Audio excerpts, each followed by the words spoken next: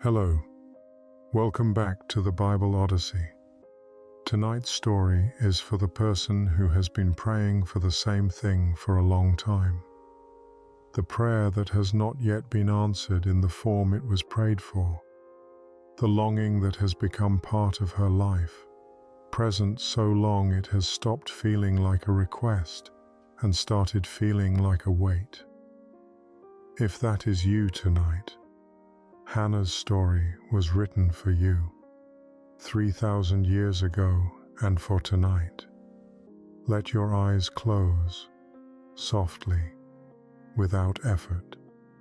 You have come to the temple tonight, not with the confident ease of someone whose prayers are promptly answered, with the worn, honest exhaustion of someone who has been praying for a long time and who has come to pray again.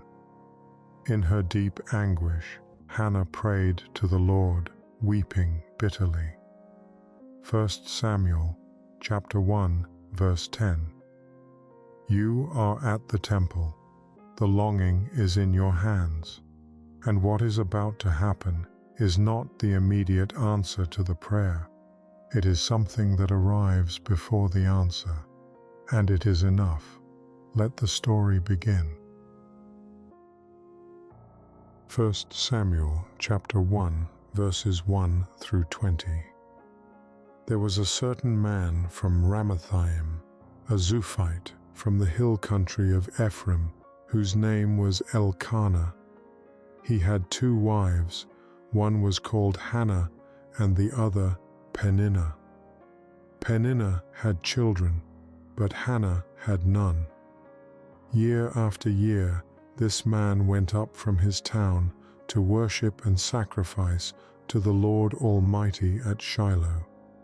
And because the Lord had closed Hannah's womb, her rival kept provoking her in order to irritate her. This went on year after year. In her deep anguish, Hannah prayed to the Lord, weeping bitterly, and she made a vow, saying, Lord Almighty, if you will only look on your servant's misery and remember me, and not forget your servant, but give her a son, then I will give him to the Lord for all the days of his life. As she kept on praying to the Lord, Eli observed her mouth. Hannah was praying in her heart, and her lips were moving, but her voice was not heard. Eli thought she was drunk and said to her, How long are you going to stay drunk? Put away your wine. Not so, my lord, Hannah replied. I am a woman who is deeply troubled. I have not been drinking wine or beer. I was pouring out my soul to the Lord. Do not take your servant for a wicked woman. I have been praying here out of my great anguish and grief. Eli answered, Go in peace, and may the God of Israel grant you what you have asked of him. She said, May your servant find favor in your eyes. Then she went her way and ate something, and her face was no longer downcast. Early the next morning they arose and worshipped before the Lord, and then went back to their home at Ramah. Elkanah made love to his wife Hannah, and the Lord remembered her. So in the course of time, Hannah became pregnant and gave birth to a son. She named him Samuel, saying, Because I asked the Lord for him. There was a man from Ramathaim, a Zuphite from the hill country of Ephraim, whose name was Elkanah. He had 2 wives. One was called Hannah, and the other Peninnah. Peninnah had children, but Hannah had none. The household in a single sentence: 2 wives, one with children, one without. The ancient world's accounting of the woman's value was not subtle. Her fertility, her continuation of the husband's line, her contribution to the household's future, was the primary measure of her worth by the culture she was in, not by God's measure, by the culture's measure. The woman with children had something. The woman without had the absence of the thing that mattered most by the accounting of everyone around her. The Lord had closed Hannah's womb. The text does not explain this, does not offer a theological framework for why the Lord had closed Hannah's womb while opening Peninnah's, does not say Hannah had sinned or lacked faith or was being punished for something. Simply states it as the fact it was, the ground of everything that follows. The closing of Hannah's womb was the Lord's doing, the same Lord she would go to the temple to pray to, the same Lord she would ask to open what he had closed. The theology of this detail is uncomfortable and important. The Hannah story does not allow for the easy resolution that places the unanswered longing outside of God's sovereign awareness.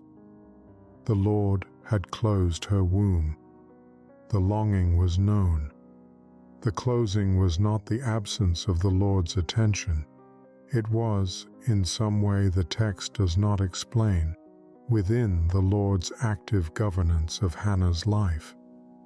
This is the hardest thing about the unanswered prayer. Not that God does not know, but that God knows and the closing continues. The faith that survives this knowledge is the faith the Hannah story is about. Year after year, this man went up to Shiloh to worship. Year after year, the annual pilgrimage, the going up to worship at the place where the Ark of the Covenant rested, the holiest place in the Israel of Hannah's time. The practice of faithfulness sustained across the years of the unanswered longing. Hannah did not stop going to Shiloh because the Lord had closed her womb. She went every year. She brought the longing every year. She sustained the practice of the faith across the years in which the faith had not produced the thing she was praying for. And her rival provoked her severely and grieved her because the Lord had closed her womb. This went on year after year. Peninnah. The provocation was severe and it was sustained, not incidental, intentional, year after year. The woman who had what Hannah did not, using the having to wound the one who did not have. The cruelty that takes the form of comparison. The taunting that finds the specific wound and returns to it with precision. Peninnah knew where the wound was, and every year at Shiloh she pressed it. Whenever Hannah went up to the house of the Lord, her rival provoked her till she wept and would not eat. She wept and would not eat, year after year. Elkanah, her husband, would say to her, "Hannah, why are you weeping? Why don't you eat? Why are you downhearted? Don't I mean more to you than 10 sons?" He meant it with love. He did not understand. The husband who loved her could not give her what she wanted. His love was real, and his love was not sufficient for the specific, irreplaceable thing the longing required. Don't I mean more to you than 10 sons? The most loving thing he knew how to say, and the thing that demonstrated most clearly that he had not apprehended the nature of the longing. The longing was not for something he could provide. The longing was for the thing only God could provide. And the love of the husband, however genuine, however sustained, cannot fill the space the unanswered God-longing occupies. This is the world Hannah brought to the temple. The closed womb, the year after year, the provocation, the husband who loved and did not understand, the going up again every year to the place of prayer. And yet she went. This is the detail that is easiest to pass over, and the detail that is most worth attending to. Hannah did not stop going to Shiloh, did not stop going to the temple because the temple had not answered the prayer the temple was supposed to answer, did not stop worshipping the God who had closed her womb, did not stop the annual pilgrimage because the annual pilgrimage had produced year after year the same grief and the same Peninnah and the same wept and would not eat. She went every year. The faithfulness of the going, the returning to the place of prayer in the face of the unanswered prayer, is its own theology. It is the theology of the person who does not only pray when the praying produces results, who goes to the temple because the temple is where the Lord is, not because the temple is the place where the prayer is always answered in the form requested, who sustains the practice of the faith across the years in which the faith does not produce the thing they are asking for. This is harder than it sounds. The person whose prayer is unanswered for long enough faces a specific temptation, the temptation to stop going, to stop the practice that is not producing the outcome, to withdraw from the place of prayer because the place of prayer has become the place of the pain, the place where the longing is most present, where the Peninnah provokes most reliably, where the husband's well-meaning inadequacy is most visible. To stay home from Shiloh this year because last year was too hard. Hannah kept going, not with triumphant faith, with the worn, honest, year after year faithfulness of the person who goes because the going is what the person of faith does, even when the going hurts. This is the posture the story calls the listener to, not the faith that has resolved all the questions about the closed womb and the Lord's timing and the goodness of the God who could have opened and chose not to. The faith that keeps going to Shiloh, that keeps going to the temple, that keeps bringing the longing to the one who has the power to answer it year after year, whether the answer comes or not.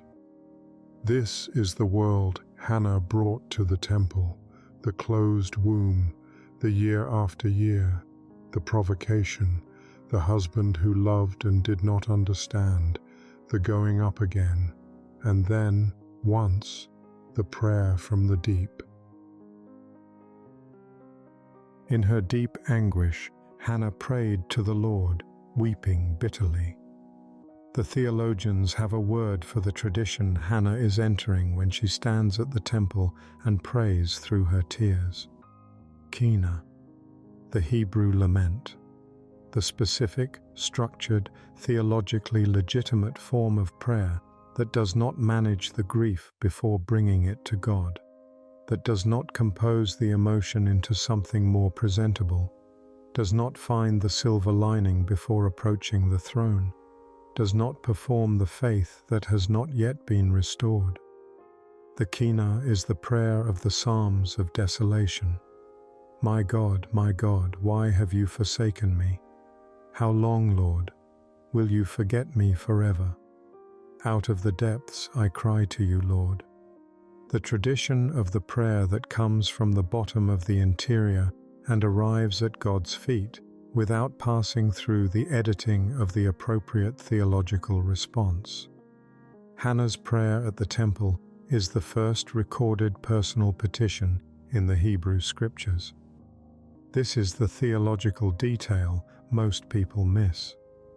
The prayers that precede Hannah's in the Hebrew Scriptures are liturgical, the prescribed prayers of the covenant community, the formal addresses of the patriarchs and the leaders, the prayers of corporate worship.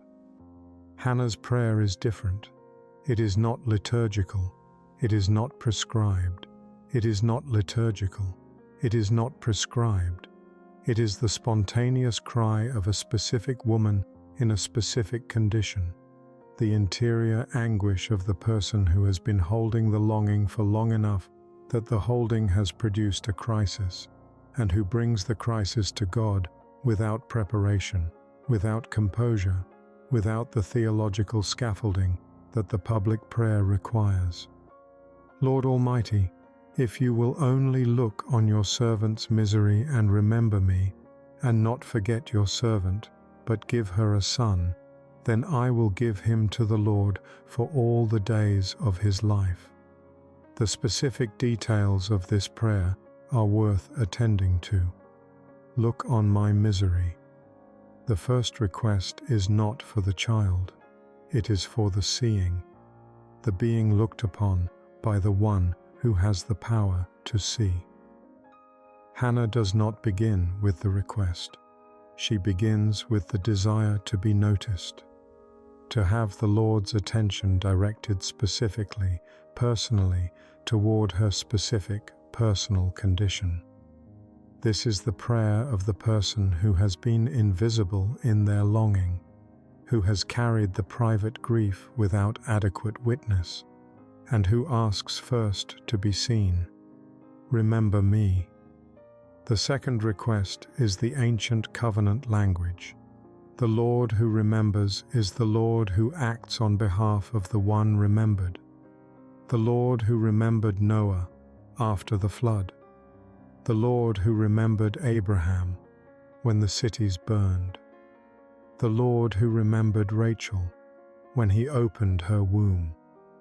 Remember me is the request to be placed inside the covenant action of the God who does not forget his people, even when the circumstances suggest the forgetting has begun. Do not forget your servant. The repetition is not careless. The remember me and the do not forget are the same request spoken twice. The prayer of the person for whom the longing has lasted long enough that the forgetting has begun to feel possible. The faith is not absent. The fear that the faith might be misplaced is present. Remember me. Do not forget me. The prayer holds the faith and the fear simultaneously. Hannah was praying in her heart, and her lips were moving, but her voice was not heard. The most intimate detail in the story. Hannah prayed in her heart. The interior prayer, the prayer that is below the level of the voiced prayer, that is deeper than the articulated request, that is the communion of the person's interior with God's interior before the words have fully formed. The lips moving without the voice being heard. The prayer that is entirely internal, entirely personal, entirely between Hannah and God, without the mediation of the social form that audible prayer requires. This is the prayer that looks, from the outside, like nothing. Eli the priest, watching from his chair by the doorpost, saw the lips moving and heard no sound, and reached the wrong conclusion. He thought she was drunk. The priest who presided over the holiest place in Israel, the man whose role was the mediation of the divine-human encounter, watched the most genuine prayer happening in front of him and misidentified it as drunkenness. The exterior of the genuine prayer is often unreadable to the external observer. The prayer that is deepest is the prayer that looks least like what the tradition expects prayer to look like. The weeping, the moving lips, the body in the posture of someone who is barely managing. From the outside, disorderly. From the inside, the most ordered thing available. The full self brought to the full God without the mediation of the performance. Not so, my Lord, Hannah replied. "I am a woman who is deeply troubled. I have not been drinking wine or beer. I was pouring out my soul to the Lord, pouring out my soul." The image of the complete emptying, the vessel tipped and the contents given entirely to the one who receives. The prayer that holds nothing back, the prayer that empties the interior rather than curating it. Hannah poured out her soul, the grief, the longing, the year after year, the provocation, the wept and would not eat, all of it to the Lord. "I have been praying here out of my great anguish and grief." Anguish, grief. The two words that name what the longing has produced after years of the carrying. Not the mild sadness of temporary disappointment. The anguish of the deep wound. The grief of the sustained, unrelenting, year after year absence of the thing most wanted. Hannah names her interior condition to the priest without apology and without theological management. "This is what I am in. This is what I brought." Eli answered, "Go in peace, and may the God of Israel grant you what you have asked of him." She said, "May your servant find favor in your eyes." Then she went her way and ate something, and her face was no longer downcast. This is the most important sentence in the story. And her face was no longer downcast. Before the conception, before the child, before any external circumstance changed. The face that had been downcast, the physical evidence of the grief that had been carried across all the years of the year after year, was no longer downcast. Something had changed in Hannah between the prayer at the temple and the going away. Something that was not the granting of the request. She went away. She ate something. Her face changed. The eating is worth noticing.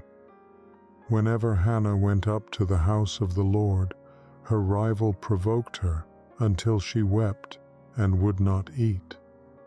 The not eating was the physical symptom of the grief. The body's refusal to receive ordinary nourishment when the interior was in too much pain for the ordinary. And now Hannah eats, before Samuel, before the answer, after the prayer. The body that had been unable to eat is eating. The grief has moved, not because the circumstances changed, but because the grief found somewhere to go. What happened? The Hebrew word Eli uses, shalom, is the word most often translated as peace, but which carries a meaning far richer than the English peace conveys. Shalom is the word for the completeness, the wholeness, the right ordering of the person and their relationships. The person who is in shalom is the person whose interior and exterior are aligned, who is not at war with their circumstances, not straining against what is, not fragmented between the longing and the reality. Go in shalom, not go and the child will be given. Go and be whole, and the wholeness preceded the answer.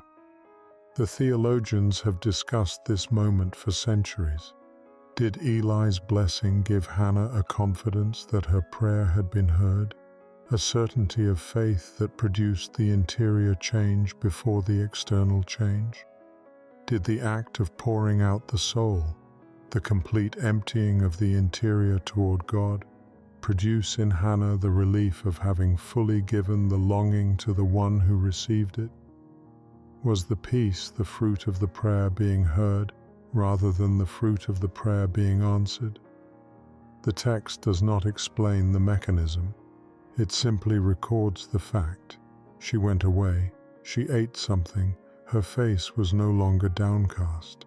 the woman who had wept and would not eat, who had been provoked until she wept and would not eat year after year. This woman went away from the temple and ate, and her face had changed. And then, in the course of time, the Lord remembered her, and the child was given. But the face changed first. The eating came first. The shalom preceded the Samuel. This is the deepest gift of the Hannah story for the person carrying the unanswered prayer tonight. The peace that Hannah received was not the peace of the resolved situation. It was the peace of the received prayer. The peace that came not from the granting, but from the being heard. The peace available before the answer comes, not as a consolation prize for the unanswered, not as the second best option for the prayer that has not produced the request, but as the specific, real, completely available gift of the prayer that has been fully brought and fully received. The Lord heard Hannah at the temple, and the hearing was itself the gift, before the granting. The Lord remembered her, but the face was no longer downcast before he remembered her. The shalom came first. The shalom is available tonight, before the answer, in the prayer being fully brought and fully received. Your face can change before the circumstances do. When Samuel was born, Hannah sang, "My heart rejoices in the Lord. In the Lord my horn is lifted high. My mouth boasts over my enemies, for I delight in your deliverance. There is no one holy like the Lord. There is no one besides you. There is no rock like our God." The Song of Hannah in 1 Samuel 2 is one of the oldest songs in the Hebrew Scriptures. It predates most of the Psalms. It is the song of the woman who was closed and who was opened, who poured out her soul at the temple and went away and ate something, and came back in the course of time to pour out her gratitude. But the song's most important role in the biblical story is not in 1 Samuel. It is in Luke 1. 1,000 years after Hannah sang in the hill country of Ephraim, a young woman in Nazareth received an announcement from an angel that she would conceive a child by the Holy Spirit. And when she went to visit her relative Elizabeth, herself miraculously pregnant in old age, she sang. And the song she sang, the Magnificat, the song that begins, "My soul glorifies the Lord, and my spirit rejoices in God my Savior," follows the structure, the language, and the theology of Hannah's song so closely that Luke's readers would have recognized it immediately. My soul glorifies the Lord. Hannah, my heart rejoices in the Lord. He has scattered those who are proud. Hannah, the bows of the warriors are broken, but those who stumbled are armed with strength. He has filled the hungry with good things. Hannah, those who were full hire themselves out for food, but those who were hungry are hungry no more. He has helped his servant Israel, remembering to be merciful. Hannah, the Lord will judge the ends of the earth. Mary's song is Hannah's song 1,000 years later. The same theological arc, the God who reverses, who lifts the low and brings down the high, who fills the empty and empties the full, who remembers the forgotten and opens what has been closed. Mary had grown up with Hannah's song. She had heard it in the synagogue, had absorbed it into her interior formation across the years of her childhood and adolescence. When the angel's announcement came, the most world-altering announcement in human history, the announcement that the eternal Son of God would take on human flesh in her womb, and the Spirit of God moved upon her in a way she had not expected and could not have predicted. The song that rose from Mary's interior was the song of the woman who had also received what she had not expected, what had not arrived through the ordinary mechanism, what had come as the pure gift of the God who opens the closed. Hannah's prayer stands at the beginning of the arc that runs through the entire Hebrew Scriptures to the Annunciation, to the Incarnation. The woman who poured out her soul at the temple in Shiloh, whose prayer looked like drunkenness from the outside and was the most genuine prayer in the room, is the woman whose song Mary sang on the day she received the news that the world was about to change. The deeply troubled Hannah is the spiritual ancestor of the greatly troubled Mary. The Hannah who was remembered by the Lord is the ancestor of the Mary through whom the Lord himself came into the world, and both of their songs are about the same thing: the God who remembers, the God who opens the closed, the God who fills the hungry with good things. The unanswered prayer that became the song that became the Advent. That is Hannah's place in the story. And the story is larger than Hannah could see from inside her year after year. Your unanswered prayer is also in a larger story than you can see from inside it. Hannah's story is alive in your life right now. There is a woman who has been praying for her marriage for 6 years. The marriage is not broken. It is not at the point of ending. It is the quieter, more sustained, more difficult condition of the marriage that has not become what she hoped it would be. The intimacy she had hoped the marriage would produce, the being fully known, the partnership of the interior life as well as the practical life, has not arrived in the form she hoped for. 6 years of the hoping, 6 years of the praying, 6 years of the year after year of going to the place of prayer with the same longing. The husband is not a Peninnah. He is not provoking her. He loves her in the ways he knows how to love. He would say, "Don't I mean more to you than 10 sons?" Not because he would use those words, but because he does not understand the specific, interior, irreplaceable thing the longing is for. The longing is not for something he can provide by loving her better. The longing is for something only God can produce in the marriage.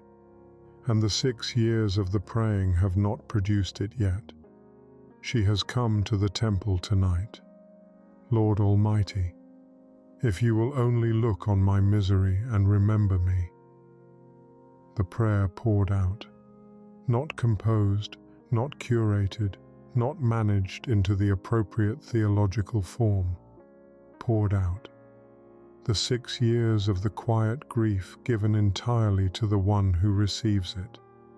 And Eli's blessing arrives. Go in shalom. And something changes in her before the marriage changes. The face that has been carrying the 6-year weight of the unanswered longing becomes the face that has given the longing somewhere to go. The peace that the world cannot give, the shalom that is not the peace of the resolved situation, but the peace of the prayer received, is available before the marriage becomes what she is praying for it to become. Your face can change before the circumstances do. The shalom is here, tonight. There is a man who has been praying for his calling for 12 years. He knows what he is made to do, has known since his late 20s, the specific, interior, completely clear sense of the thing he is here for, the vocation that would organize the life around the right things rather than the merely urgent things. He has prepared for it, has developed the skills, has positioned himself as well as the circumstances have allowed, and the door has not opened. 12 years of the positioning and the preparing and the positioning again. 12 years of watching the water stir and watching other people go in. Not Peninnah's provocation, the gentler, more impersonal provocation of the world in which other people receive the things he has been praying for, and the receiving is not evidence of their greater worthiness, but simply of the fact that the Lord has remembered them and has not yet remembered him. Not resentment, the honest, specific, completely real grief of the person who wants what is right and good and who has not yet received it. He has come to the temple tonight. Lord Almighty, remember me. Do not forget your servant. I have been praying here out of my great anguish and grief. The prayer poured out. The 12 years of the longing given entirely to the one who receives it. And the shalom arrives. Not the open door, the peace before the door opens. The face no longer downcast of the person who has given the longing to the Lord and who has received the Lord's reception of it. The peace that is available before the circumstances change. The door will open. In the season the Lord determines. The Lord remembered Hannah in the course of time. He will remember this man. And there is a person who has been praying for healing. Not a quick illness, the sustained, chronic, life-reorganizing condition that has been present long enough to have become the architecture of the life. The Lord has closed this womb, the specific, personal, completely real condition that the Lord has not yet opened despite the years of the faithful prayer for the opening. The faith is genuine, the practice of the faith is sustained, and the closing continues. The prayer tonight is not the first prayer. It is the year after year prayer of the woman who goes up to Shiloh every year, who brings the same longing to the same God who has not yet answered in the form the longing was for. The faithfulness of the returning is itself the prayer. The going up again is itself the act of faith. Lord Almighty, look on my misery. Remember me. Do not forget me. And the priest's blessing, go in shalom. May the God of Israel grant you what you have asked of him. And the shalom arrives before the healing, not as the consolation prize, as the specific, real, completely available gift of the prayer that has been fully brought and fully received. The Lord knows the condition. The Lord has not forgotten the name. The Lord received the prayer tonight, personally, specifically, completely. And the receiving of the prayer produces the shalom before the prayer produces the answer. Your face can change before the answer tonight. Here is what Hannah's story does in a life that receives it and keeps returning to it.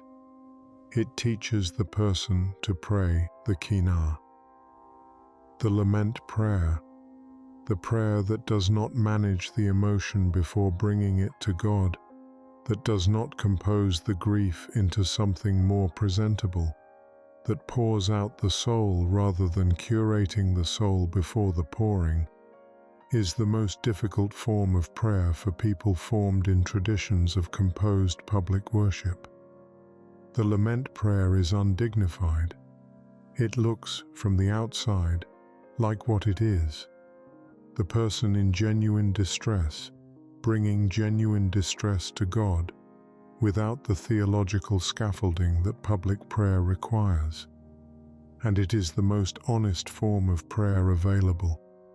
The person who returns to Hannah's prayer regularly, who brings their specific unanswered longing to the temple and pours it out rather than presenting it, develops across the returning the capacity for the genuine prayer that the composed prayer cannot produce. The interior is emptied rather than organized. The longing is given rather than managed. The weeping is brought rather than suppressed. And the giving produces something that the organizing cannot produce. The shalom that comes from the prayer being fully brought rather than partially withheld. The face that was downcast can change, but it changes when the longing is poured out, not when the longing is managed. Hannah teaches the person to pray what is actually true rather than what is theologically correct. The prayer that is theologically correct, the prayer that acknowledges God's sovereignty and trusts His timing and affirms His goodness and manages the emotional content into something appropriate for the divine audience, is not always the most honest prayer. The most honest prayer is the prayer Hannah prayed. Lord Almighty, if you will only look on my misery, remember me, do not forget me. The full, direct, completely unmanaged longing of the person who has been carrying the longing for a long time and who has finally, at the temple, given it entirely to the one who receives it. The story also repairs the belief that the unanswered prayer is the unheard prayer. The person who has been praying the same prayer for 6 years or 12 years or 20 years has, somewhere in the interior, begun to believe that the lack of the answer is evidence of the lack of the receiving, that the prayer is falling into silence, that the closed womb is evidence that the Lord has forgotten. The Lord had closed Hannah's womb, and the Lord had not forgotten Hannah. The two things were simultaneously true. The closing was not the forgetting. The year after year of the unanswered prayer was not the year after year of the unheard prayer. The Lord was present in every year of the year after year. The Lord heard every prayer that was brought to Shiloh across every annual pilgrimage. Hannah's story holds both simultaneously without resolving the tension. The Lord closed her womb and the Lord remembered her. Both true. The faith that can hold both, that can say, the Lord has closed this and the Lord has not forgotten me, is the faith that Hannah's story forms over time, not by explaining the closing, by declaring the remembering, and by showing, in the face that was no longer downcast, that the declaration can be received and that the receiving changes something before the circumstances do. The story also gives the unanswered prayer its place in the larger story. Hannah did not know, when she poured out her soul at the temple in Shiloh, that the child she was asking for would become the prophet who would anoint Israel's first 2 kings. She did not know that her song would be the song Mary sang 1,000 years later, when the angel announced the conception of the one who would change the world. She was in the specific, limited, completely local view of a woman in Shiloh who wanted a child. The Lord was working in the specific, unlimited, completely cosmic view of the one who holds the whole arc of the story. The unanswered prayer was not outside the story. It was the specific, necessary, completely intentional place in the story from which everything that followed would grow. Your unanswered prayer is in the larger story. The Lord who remembered Hannah remembers you, and the shalom is available tonight, before the answer, in the receiving of the prayer. And now, let everything grow very still. You are in your own room, your own bed, your own dark, and the longing is in your hands, and the temple is this room, and the prayer has been brought tonight, and the Lord is receiving it. Let the longing be named. Whatever the specific, interior, completely personal longing is tonight. The thing that has been present so long it has become part of the landscape. The thing that has been prayed year after year. The thing that the Lord has not yet answered in the form it was prayed for. Let it be named right now to the Lord who receives it. Not managed, not composed, poured out. Lord Almighty, if you will only look on my misery and remember me. The full, direct, completely honest naming of what the longing is. The prayer of the person who has stopped performing the prayer and is simply praying it. Poured out, received. Let the misreading be released. Eli thought she was drunk. The exterior of the genuine prayer is often unreadable to the external observer. The weeping, the silence, the body that looks from the outside like it is not managing. You do not have to look like the tradition expects prayer to look in order to be in the most genuine prayer available. The prayer that is happening in your heart tonight, below the level of the voiced, below the level of the composed, in the deep interior where the longing has been living, that prayer is being heard. The Lord sees the heart. The lips can move without the voice being heard. The prayer is received. Let the shalom be received. Go in peace. Go in shalom.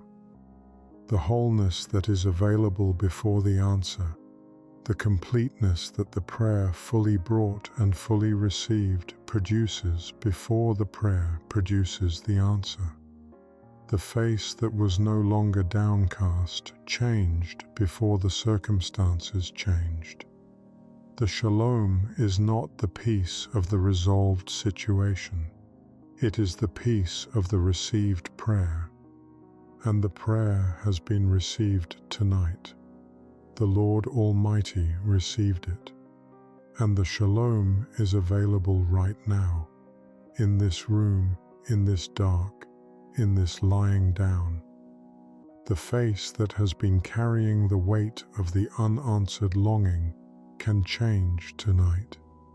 Before the circumstances do, let the remembering be trusted. The Lord remembered Hannah. In the course of time, not immediately, not in the form the longing specified, in the course of time. The Lord who remembered Hannah is the Lord of this room. The Lord who did not forget the woman in Shiloh, who had been praying for years, has not forgotten you. The closing of the womb was not the forgetting. The unanswered prayer is not the unheard prayer. The Lord remembers, and the remembering produces the answer, in the course of time, in the form that serves the larger story, in the season the Lord determines. And let the song be anticipated. Hannah's anguish became Hannah's song.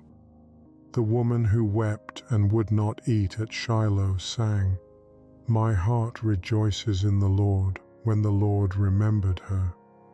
The song that was in Hannah was always there. It was the longing's other face, the gratitude that the receiving of the longing would produce, waiting on the other side of the year after year. Your song is there too, on the other side of the unanswered prayer. In the season the Lord determines.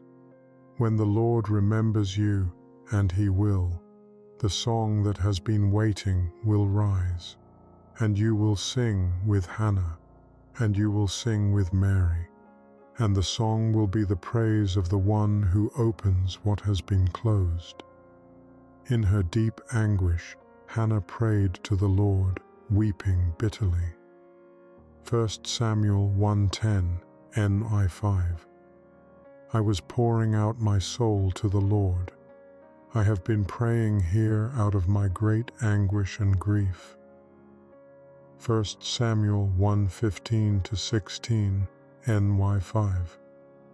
Go in peace, and may the God of Israel grant you what you have asked of him. 1 Samuel 1:17, NY5. Then she went her way and ate something, and her face was no longer downcast. 1 Samuel 1:18, NY5. The Lord remembered her. 1 Samuel 1:19, NIV. Sleep now. The prayer has been brought. The Lord has received it.